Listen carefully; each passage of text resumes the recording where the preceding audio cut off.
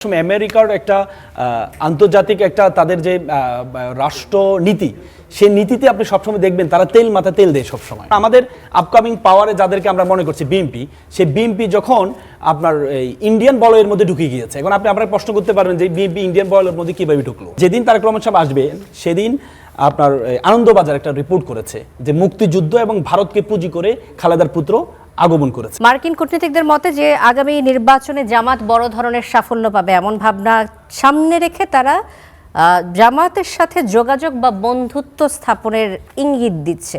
তবে জামাত ক্ষমতায় গিয়ে যুক্তরাষ্ট্রের স্বার্থ বিরোধী কোনো কাজ করলে তারা কঠোর অবস্থান নেবে এমন হুঁশিয়ারিও দিয়েছে। আমার প্রশ্নটা হচ্ছে আল মামুন রাসেলের কাছে যে এই রিপোর্ট জামাতের পক্ষে গেল নাকি বিপক্ষে গেল, আগামী নির্বাচনের প্রভাব কি পড়বে বলে মনে করছেন? জি, অসংখ্য ধন্যবাদ শান্তাপা আমাকে চমৎকার প্রয়াসে অন্তর্ভুক্ত করার জন্য। সাথে আমার সহ প্যানেলিস্ট এদেরকে ধন্যবাদ জানাচ্ছি এবং স্টার নিউজের যারা দর্শক আছে তাদেরকে অগ্রিম শুভেচ্ছা জানাচ্ছি। দেখেন, প্রথম কথা হচ্ছে ওয়াশিংটন পোস্ট যেই এই নিউজটা হয়েছে এটি একটি আমাদের আমেরিকার একটা কূটনীতি 5জন মহিলা সাংবাদিকের সাথে একটা কনভারসেশন। সেই কনভারসেশনটা আপনার পরবর্তীতে কনভারসেশনটা 5 জনের মধ্যে আমরা একটু অবাক হলাম। এই 5 জনের মধ্যে একজন মেবি রয়ের এজেন্ট ছিলেন, যিনি পরবর্তীতে ইন্ডিয়ার এক সাংবাদিককে প্রকাশ করেছেন। পরবর্তীতে ইন্ডিয়ান সেই সাংবাদিকের বরাত দিয়ে পরবর্তীতে ওয়াশিংটন পোস্ট সেই পোস্টটি করেছে এবং কি আপনি রেকর্ডটি আপনি শুনেছেন। এটা কিন্তু বিভিন্ন জায়গায় জুলকারনাইন সাহেবও এটাকে রেকর্ডটি আপনাকে দিয়েছেন। দেখেন, প্রথম কথা হচ্ছে আমি এটার ভিতরে যাওয়ার আগে দুইটি বিষয় নিয়ে আসি। প্রথম কথা হচ্ছে এই আপনি আমেরিকার একটা সাংবাদিকদের নীতি নৈতিকতার জায়গাটা কোথায় গিয়েছে, যে তারা একটা কূটনীতিকের সাথে আলোচনা, পৃথিবীর সুপার পাওয়ার একটা রাষ্ট্রের কূটনীতিকের সাথে সাংবাদিকরা আলোচনা করছে, সেটা আবার রেকর্ড করা হয়েছে এবং রেকর্ড করে সেটা আবার পাবলিশ করা হয়েছে।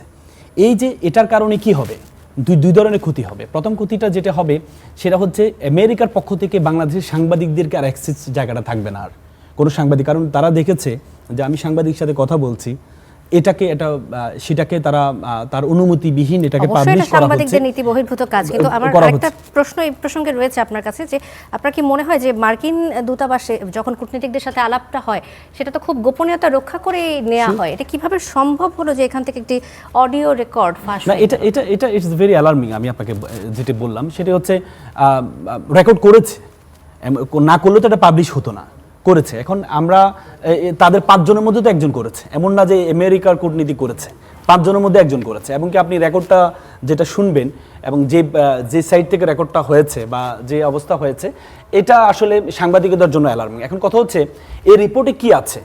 রিপোর্টে যেটি আমরা দেখেছি সেখানে তাদের মধ্যে কনভারসেশন হচ্ছে যে এখানে জামাত ইসলামের সাথে সাথে এটা ওনারা বলছেন যে এটাকে ইসলামিক একটা উত্থান, মানে ইসলামপন্থীদের একটা উত্থানের কথা বলেছেন। উত্থান বলতে সেখানে হেফাজতকে ইনক্লুড করেছেন বা ইসলামিক দলগুলোকে ইনক্লুড করেছেন।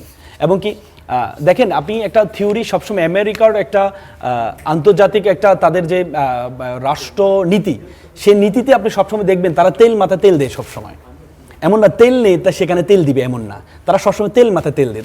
তারা এর আগে একটা আইআরএ একটা গবেষণা করেছে। গবেষণা যখন তারা দেখেছে যে জামাতের উত্থান যে পরিমাণ বিএনপির কাছাকাছি পর্যায়ে চলে আসছে, তখন তারা চিন্তা করেছে, আপনি দেখেছেন এই আমাদের একটা পলিসিতে বলে সবসময় যে শত্রু আমার বন্ধু, শত্রু আমার বন্ধু। কেমন এখানে আমেরিকা আপনি দেখেছেন, আমেরিকার এখানে আন্তর্জাতিক একটা বলয় আছে, ইন্ডিয়ান একটা বলয়, আমেরিকান একটা বলয়। আপনি দেখেন ইন্ডিয়া আফগানিস্তানকে একসময় আমাদেরকে বাংলাদেশের যারা ইসলামপন্থী তাদেরকে গালি দিত যে বাংলা হবে আফগান। সেই ইন্ডিয়া আফগানিস্তানের সাথে বন্ধুত্ব কেন করেছে? শত্রু আমার বন্ধু।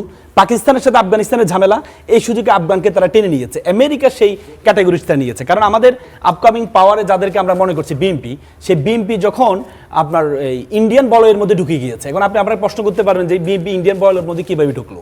আপনি দেখেন তারেক রহমান সাহেব আসার আগে, আমি একটু শেষ করছি আপা, তারেক রহমান সাহেব আসার আগে 17-18 দিন আগে তিনি বলেছেন ওনার একক নিয়ন্ত্রণে নিয়ে আসাটা। মাত্র 17-18 দিনের মধ্যে এমন কি ঘটেছে আমরা এখন পর্যন্ত, আমি শেষ করলে আপনার জন্য একটু সুবিধা হবে জিনিসটা একটু এই করার জন্য, এটা যে একটু শেষ করি। তখন 17-18 দিন এবং কি যেদিন তারেক রহমান সাহেব আসবেন সেদিন আপনার আনন্দবাজার একটা রিপোর্ট করেছে যে মুক্তিযুদ্ধ এবং ভারতকে পুঁজি করে খালেদার পুত্র আগমন করেছে। তার মানে সেখানে তারা পররাষ্ট্র মন্ত্রণালয়ের একটা বরাত দিয়ে বলেছেন যে তারা রহমানের সাথে এক ধরনের একটা লিয়াজু হয়েছে। এবং কি ইন্ডিয়ান টুডে যে নিউজটা করেছে কি বল, it's good news for India. আপনি দেখেন তারেক রহমান সাহেব আসলে it's good news for Bangladesh হওয়ার কথা, যখন বললো যে গুড নিউজ ফর ইন্ডিয়া তখন আমরা বুঝতে পেরেছি একটা বলয় তৈরি হয়েছে।